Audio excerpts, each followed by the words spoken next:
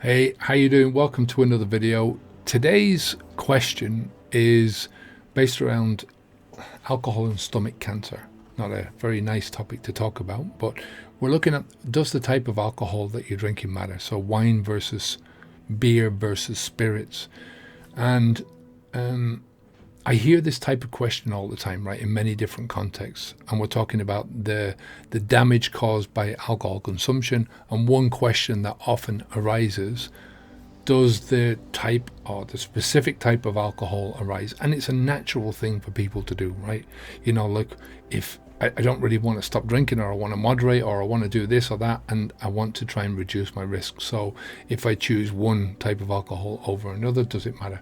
And I hear the same question about cirrhosis, about brain damage, about heart damage, all that kind of stuff, right? So first and foremost, let's break it down to the basics. I think it's always a good place to start. Now, all alcoholic drinks contain ethanol. So your wine, your beer, your spirits, the basic stuff, the basic toxin underneath it all that's causing the damage is ethanol. And when ethanol is metabolized, it produces a chemical called acetaldehyde, which is toxic, but more relevant to what we're talking about here, it's carcinogenic, right? So acetaldehyde has the potential to damage both your DNA and the proteins in your cells, and both of these things are going to increase your risk of developing cancer, including stomach cancer. So regardless of what you're going to drink, there's no way of avoiding the substance that increases you're putting this into your body, and as soon as you put it into your body, it's going to increase your risks of cancer. That's just the way it is. So let's look at the three drinks: wine first, then beer, and then finally spirits. Some people would argue that wine, particularly red wine, it contains antioxidants like resveratrol. These antioxidants have potential health benefits. And there are some studies which suggest that moderate wine consumption may have heart protective effects, right? There's plenty of evidence also on the other side of this that it's not the case, that alcohol doesn't produce that.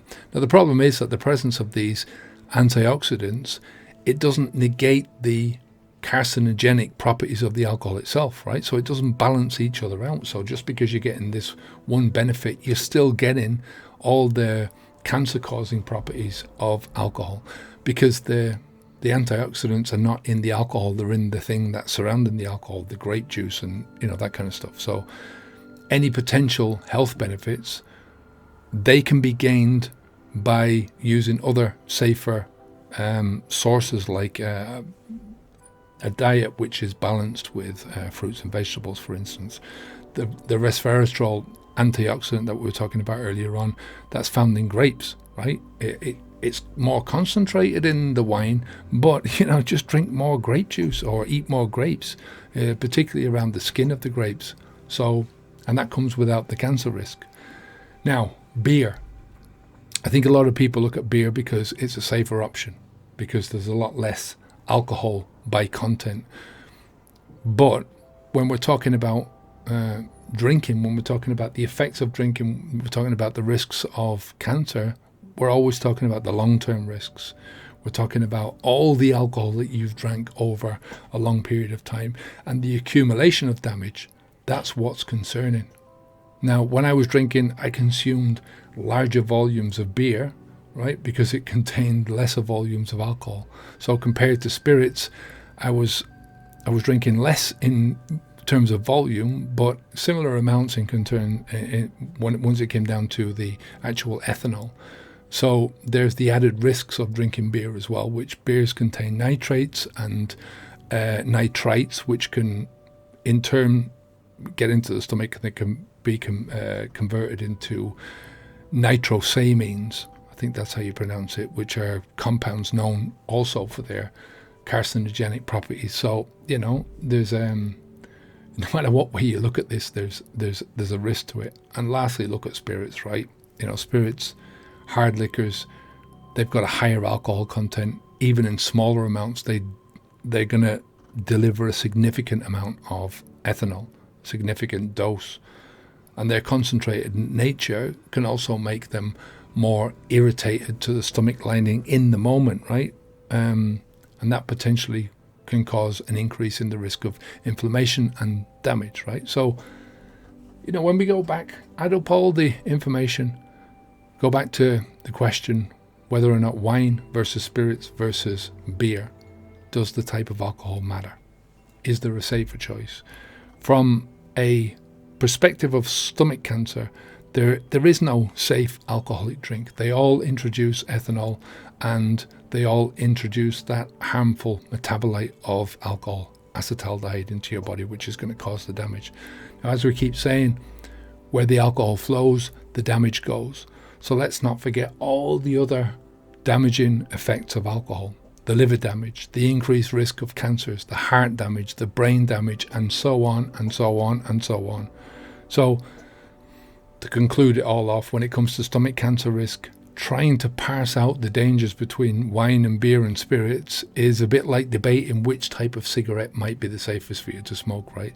The most effective way of minimizing your risk is not to put this crap into your body in the first place, right? Your body, and especially your stomach, is going to thank you for it. Now, before we wrap things up, if you're keen to delve a little bit deeper into making that choice to stop drinking alcohol, I recommend grabbing our free beginner's guide to unplugging from alcohol. It's in the description below.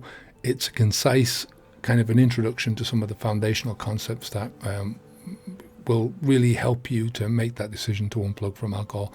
And if you're looking to take things up a step further and then, just get onto this transformative journey, we've got our Habits V2 program, which I think is a perfect start for anyone who's listening to these videos. It just goes beyond quitting alcohol, and we address a lot of the building a life of meaning, building a life of purpose, clarifying yourself, really, getting clarity on who you are as a person when you unplug from this limiting cycle, life-limiting cycle of alcohol. So go to the Habits V2 website, habitsv2.com.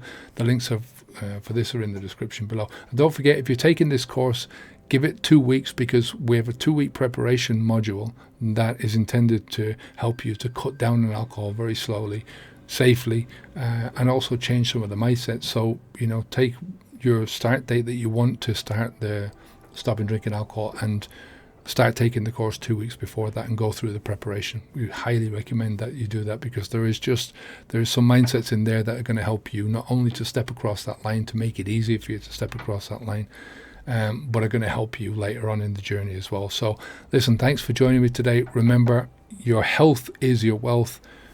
Make it a priority. Onwards and upwards. Take care. Bye now.